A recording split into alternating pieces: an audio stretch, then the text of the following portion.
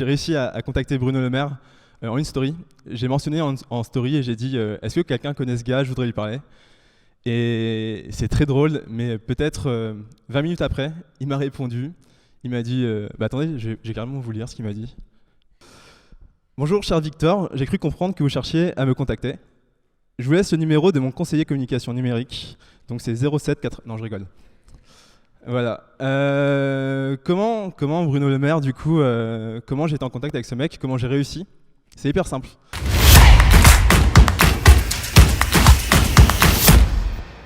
Moi, en fait, ce que je fais, c'est que je raconte des histoires. Et en fait, j'ai raconté en histoire, en story, pourquoi je voulais contacter Bruno Le Maire. Parce qu'en fait, j'ai cofondé cette école de créateurs qui s'appelle la Creator School. Et c'était hyper important pour moi, pour ma mission, d'être en contact avec ce gars et de parler du coup à Bercy. J'y étais juste avant d'ailleurs. Et c'était trop cool.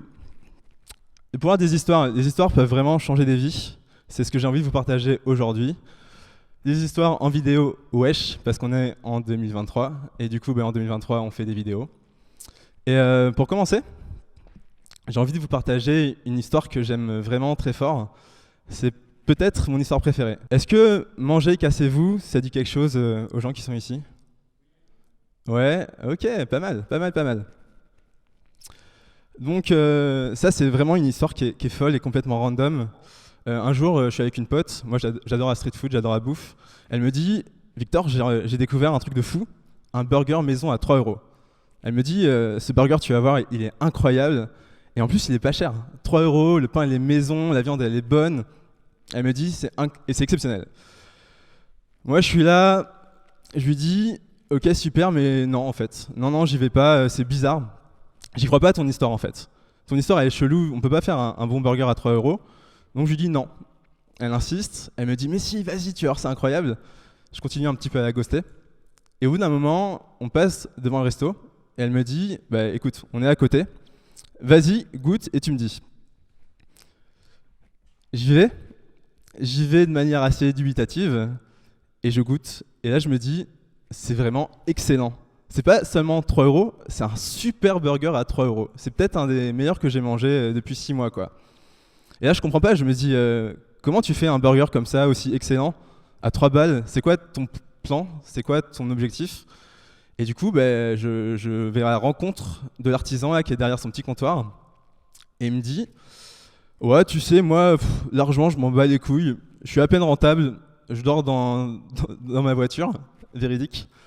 Mais moi, voilà, je viens de faire un master de philo. Ce que j'aime, c'est de faire kiffer les gens. Je me suis dit que ça allait être gaulerie de faire des burgers. Donc j'ai essayé de faire le meilleur burger possible, au prix le moins cher possible. Voilà, fin d'histoire. Là, je me dis, ok, d'accord, c'est chelou. Bon, moi, je le ferai pas, mais incroyable. Et pourquoi ton resto est pas plein? Parce que ce que tu me racontes là, c'est dingue. Et il me répond, tu sais, moi, je me lève à 4h du mat pour couper des frites. J'ai pas le temps de communiquer sur ce que je fais. Et surtout, j'ai pas de thune. Parce que mon burger, il me coûte 2,70 €. Le reste, il va peut-être aux employés. Voilà, j'ai pas le temps. Moi, à cette époque, je m'étais lancé sur TikTok. C'était en 2020. À l'époque, on parlait pas vraiment de nourriture sur TikTok. TikTok, à l'époque, c'était un peu plus, vous connaissez, un peu des danses, quoi. Et je me suis dit, son histoire, elle est folle. Je sais pas si j'ai le droit, en fait, de parler de bouffe sur TikTok. Je sais pas si ça va intéresser les gens. Mais, c'est super important pour moi de faire au maximum pour partager l'histoire de ce mec. Donc voilà, je fais la vidéo, je fais un petit storytelling et je raconte un petit peu ce que je vous ai raconté, d'une manière un petit peu plus dynamique, je dois l'admettre. Et je poste la vidéo. Et là, je regarde, elle commence à monter, 10 000 vues, 50 000 vues, 100 000 vues. Je fais putain. Après, 1 million, 2 millions, 3 millions, jusqu'à atteindre 5 millions de vues. Donc c'est relativement beaucoup. Et je me dis, putain, trop cool. Donc le lendemain, je me réveille, je me dis, je vais aller voir Anis. Donc Anis, c'est le nom du chef. Et je vais voir si finalement ces vues, ça a eu un impact. Alors j'arrive, il y a une queue de 1 km. Sur le resto, les voisins ne comprennent rien, parce que c'est une rue qui n'est pas passante d'habitude. Et j'arrive à me faufiler, et je parle à Anis, et je lui dis, mais c'est incroyable, t'es content? Et il me répond, Victor, je suis un peu occupé, mais vas-y, on en reparle plus tard. Ça, c'est l'histoire de Manger, cassez-vous. C'est l'histoire d'Anis. Anis qui a ouvert un restaurant, puis 2, puis 3, puis 4. Anis qui est passé sur toutes les chaînes de télévision, sur M6, sur BFM, très bonne chaîne BFM, Valorant. Et Anis, récemment, j'ai revu et je lui demande comment ça se passe. Il me dit j'ai beaucoup de travail, on reparle plus tard. Mais il m'a raconté une histoire folle. Il m'a dit tu sais, après tout ça, bon, c'était fou. Et il y a un investisseur qui est venu, il m'a dit écoute Anis, t'es génial, t'es un roi du marketing, vraiment, t'es trop fort, trop smart. Pas du tout. Franchement, lui, il était juste dans son délire. Il n'y avait aucune stratégie. Mais bref, ce mec lui a dit je pense que je peux t'emmener un peu plus loin. Si tu veux, je te rachète ton business pour 1 million d'euros. Vous voulez savoir, hein? On va passer à la slide suivante. Moi, je m'appelle Victor. C'est Vito Vidéo sur TikTok. N'hésitez pas à follow. J'ai cofondé le Guide Ultime de Paris. Est-ce que des gens connaissent le Guide Ultime de Paris? Ah, ça fait plaisir, quasiment tout le monde. Putain, on est en famille en fait. Et j'ai mis une photo un peu moche de moi parce que j'ai jamais fait un vrai shoot photo et du coup, quand des médias me demandent une photo, j'envoie toujours cette photo parce que je mets Victor Apchi sur Google et c'est la seule qui est à peu près potable. Histoire vraie. Donc, vous pouvez me dire, ok, là Victor, tu nous racontes comment tu fais des histoires, c'est ton travail, t'as réussi, blablabla. Mais moi, comment je fais? Moi, je suis jeune, j'ai pas d'expérience, je sais pas comment raconter une histoire. Et l'objectif pour moi de ce soir, c'est de vous expliquer qu'en fait, raconter des histoires, c'est simple. Vous pouvez le faire. Moi, quand j'ai fait la vidéo d'Anis, ça fait bizarre d'Anis. Bon, la vidéo de Anis, j'avais fait que quelques vidéos, j'avais que quelques mois d'expérience en tant que créateur. Pourtant, l'histoire a été incroyable et ça a vraiment permis à cette histoire d'exister et de grandir. Il y a toujours un début et c'est bizarre dans mon travail parce qu'en fait, il n'y a pas vraiment de formation. C'est aussi pour ça qu'on a créé la Creator School. C'est pour aider des créateurs à se professionnaliser dans ce travail. Mais ouais, en fait, c'est chelou. À quel moment tu te dis, je vais commencer à raconter des histoires en vidéo? Il n'y a pas de formation, il n'y a pas de direction. C'est très dur de se sentir légitime, alors que, sincèrement, même moi, même aujourd'hui, j'ai pas l'impression d'être légitime. Je suis juste un gars qui fait ce que je kiffe. J'ai 700 000 abonnés sur Instagram. Il y a des mecs qui me disent « Ouais, t'es le mec de TikTok ». Je pense que c'est positif, c'est pour dire qu'ils m'apprécient, j'imagine. Et voilà, donc j'espère que ce soir, je pourrai vous apprendre un peu rapidement comment faire votre première vidéo et comment raconter votre première histoire. Donc pour ce faire, je vous ai fait un petit schéma. Voilà, j'espère que c'est clair pour vous. Mais c'est marrant parce qu'en fait, les emojis, ça raconte des choses. Et c'est un outil pour raconter des histoires. Donc le premier point, c'est assez simple. Qu'est-ce qu'il faut pour raconter une histoire? Une idée. Qui a dit ça? Félicitations, tu es très forte. C'est quoi une bonne idée? Une bonne idée pour une bonne histoire, c'est hyper simple. C'est une histoire qu'on a envie de raconter. Moi, quand j'ai rencontré Anis, je me suis dit, mais ce mec, il est dingue. Et je pense que j'ai cassé les couilles à une dizaine de potes avant de me lancer pour faire la vidéo. Si vous avez une bonne histoire, c'est quelque chose c'est quelque chose qui vous drive et qui reste en vous. Il y a quelque chose d'un petit peu viscéral, une envie de la partager et de vraiment la sortir et d'extérioriser. Ça peut être une histoire sur quelque chose qui vous est arrivé. Moi, par exemple, je fais des voyages à vélo et j'adore raconter ça sur les réseaux. Mais ça peut aussi être des histoires sur d'autres personnes, des personnes que vous rencontrez, que vous admirez, que vous avez envie de partager. Donc en fait, des bonnes histoires, c'est aussi quelque chose qu'on a naturellement. On sait tous raconter des histoires. On s'est tous dit « Ah putain, tu devineras jamais ce qui m'est arrivé ». Je pense que c'est une phrase qu'on a tous entendue. Et on a tous envie de rentrer le soir et de raconter à ses proches ce qui s'est passé dans la journée. Donc en fait, il faut un petit peu démystifier le storytelling. Je sais plus avec qui j'en parlais juste avant, mais il me disait « Putain, mais je crois que c'était avec Valorant. C'était toi, hein, tu me disais « Mais moi, j'arrive pas à raconter des histoires. C'est pas un truc qui est naturel chez moi. » Et je pense que Valorant se trompe. Je pense que Valorant sait raconter des histoires. D'ailleurs, il a fait très bien ici. Mais qu'en fait, il mystifie un petit peu ce que c'est que le storytelling. Bien sûr, je vais pas vous apprendre à être un expert en storytelling en 15 minutes, mais je veux juste vous montrer que c'est simple de raconter une bonne histoire. Donc le deuxième point, est-ce que vous allez être bon là-dessus? Qu'est-ce qu'il faut faire quand on a une histoire? En parler, on est sur un pinceau. L'écrire, effectivement. Alors, si vous pensez au cinéma, si vous pensez à plein de médiums, l'écriture, elle est souvent essentielle. Quand tu l'as en tête, c'est cool, mais l'écrire, c'est aussi une manière, voilà, de la sortir de toi d'une première manière, de voir ce qui fonctionne pas, de la modifier, de changer et de prendre du recul sur sa propre histoire. Quand je dis sur sa propre histoire, c'est sur l'histoire que vous voulez raconter, hein. Ça peut être l'histoire de quelqu'un d'autre. Donc l'écrire, bon, pas obligé de le faire avec un papier, hein, on est en 2023, mais l'écrire sur votre téléphone ou sur votre ordinateur, c'est hyper important, parce que là, vous allez la voir, et à partir de là, vous pourrez avancer. Ce qui nous emmène à la troisième partie, qui est... Ouais, désolé. Ouais, non, il faut en parler, c'est super important. Même moi, à mon niveau, des fois, je sais pas trop ce que je raconte, je suis perdu, je sais pas si ça fonctionne. Et en fait, c'est tout con, mais par exemple, ici, avec la Creator School, en parler à des gens, comme j'ai pu le faire avec Guillaume tout à l'heure, eh ben, en fait, on débloque des choses. On se dit, ah, ça marche pas.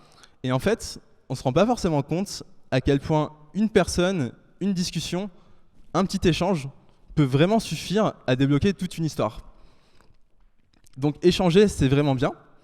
Je vais pas vous mentir, peut-être que vous allez en parler à votre maman, par exemple, et que maman va dire c'est incroyable mon chéri, tu es formidable, ton histoire elle est exceptionnelle.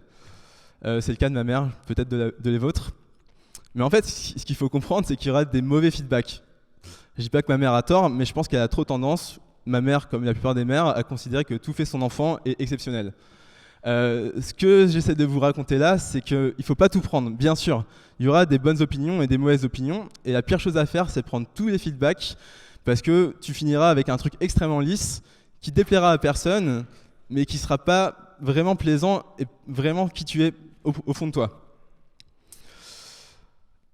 La quatrième partie, c'est, à votre avis, filmer effectivement. Qui est à l'aise à la caméra ici? Qui se sent à l'aise à la caméra? Ok, bon, bah, les créateurs, c'est un peu facile. Qui se sent vraiment pas à l'aise à la caméra? Bon, genre, tout le monde est à l'aise ici? Bande de mythos. Bah moi, personnellement, j'étais pas super à l'aise à la caméra. Je trouve ça super bizarre, et même aujourd'hui, me filmer, je trouve ça chelou. Tu vois, je suis en mode, je sais pas, je vais être dans la rue. Et d'ailleurs, c'est marrant, je pense que si vous regardez un peu mes vidéos, c'est une voix off. C'est clairement pas moi qui fais... Aujourd'hui, on se retrouve pour déguster ce restaurant. Je trouve ça trop cringe. Là, je me auto-cringe en direct. C'est un truc de ouf. Et bon, alors, a priori, plein de gens ici sont à l'aise à la caméra. Mais je vais vous donner une petite technique qui est hyper simple, qu'un pote m'a donnée pour vraiment être à l'aise et parler naturellement. En fait, il faut regarder ton objectif et vraiment t'imaginer comme si tu parlais à un pote, en fait. Si tu as un peu plus de mal, il y a une astuce qui est incroyable, qui est extrêmement bizarre mais qui est exceptionnelle, c'est de foutre une photo d'identité, tu vois, juste au-dessus de la caméra. C'est très con, mais en fait, si tu fais ça, tu vas t'imaginer mentalement la personne, et en fait, très vite, tu vas lui parler en mode ouais, salut et tout. Bon, c'est une conversation nulle, mais vous avez l'idée, quoi. Et voilà, c'est un peu un life hack qui peut paraître stupide, merci pour le pouce, mais moi, je trouve ça incroyable. Donc, c'était super important pour moi de vous partager ça aujourd'hui. N'hésitez pas à tester, à mettre des photos de vos potes. Vous verrez les réactions des gens dans la rue, c'est exceptionnel. Et le dernier point, que moi j'aime appeler la comptabilité de la vidéo, parce que c'est un sujet qui est a priori chiant, que les gens n'aiment pas forcément, mais en fait, une fois que tu es dedans, c'est plutôt OK. J'ai nommé le montage, exactement. Je pense qu'il y a pas mal de gens qui ont une histoire un peu amour-haine avec le montage. Je crois que ça fait peur, et je crois que la plupart des gens se trompent. Parce qu'en fait, le montage, c'est de l'écriture. C'est une forme d'écriture. Et très vite, on peut se dire, non mais monter, c'est pas pour moi, c'est compliqué. Sincèrement, monter, ça peut demander un peu de temps d'adaptation. C'est vraiment un temps d'adaptation. Mais j'étais le premier gars à dire, non mais moi le montage, jamais de la vie, moi je suis un créa, je vais pas rester devant mon ordi 3 heures. Aujourd'hui, je suis resté 3 heures devant mon ordi parce que j'avais envie de faire une bonne vidéo et en fait, j'avais envie d'être précis. Ce qui est trop bien, c'est qu'on est en 2023 et qu'en 2023, il y a des logiciels comme CapCut, vous pouvez le noter, CapCut, qui sont gratuits et qui vous permettent de monter hyper facilement directement depuis votre téléphone. Et ça, c'est dingue parce qu'en fait, c'est un outil qui est hyper simple et qui change ton rapport à la création. Directement sur des plateformes, c'est aussi possible. Je connais des gens qui font des millions de vues, littéralement, sur TikTok, en montant directement avec leur téléphone.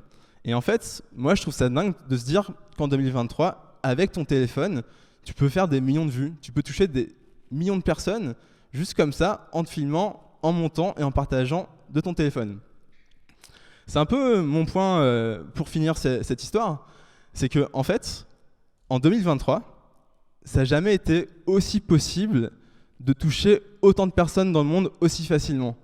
On a eu, bien sûr, l'époque où il n'y avait que les livres, donc a priori plutôt galère d'exister. Et les années 90, où c'était la télévision, je pense qu'il fallait être pote, il fallait demander à Valran à avoir des bons contacts pour passer à la téloche. Les années 2000, où ça s'est un petit peu démocratisé, on a eu les youtubeurs. Mais bon, ça restait, si t'étais pas Norman, Cyprien ou autre, c'était pas facile. À 2023, où 2023, c'est complètement normalisé d'être sur ton feed TikTok, Insta, YouTube et de voir des inconnus. Et en fait, de plus te poser la question. Tu te poses la question, est-ce que c'est intéressant ce qu'il a à me raconter? Mais tu te poses plus la question de qui est cette personne. Et ça, c'est absolument exceptionnel, parce qu'en fait, les gens, n'importe qui d'entre vous, je vous vois dans mon feed, je me pose pas la question de qui ils sont. Je me dis juste, ok, qu'est-ce qu'ils me racontent?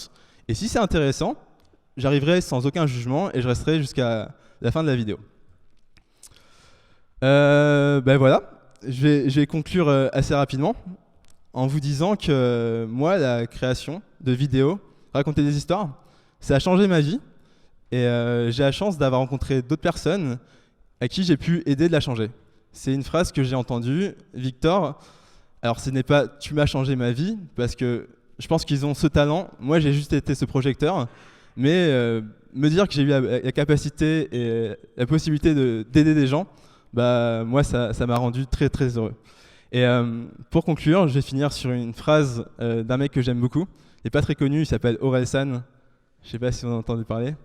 Et il dit un truc très vrai, très juste, une phrase que plein de gens adorent. La phrase, c'est si tu as envie de faire des films, tu as juste besoin d'un truc qui filme. Dire j'ai pas de contact ou pas de matos, c'est un truc de victime. Merci beaucoup.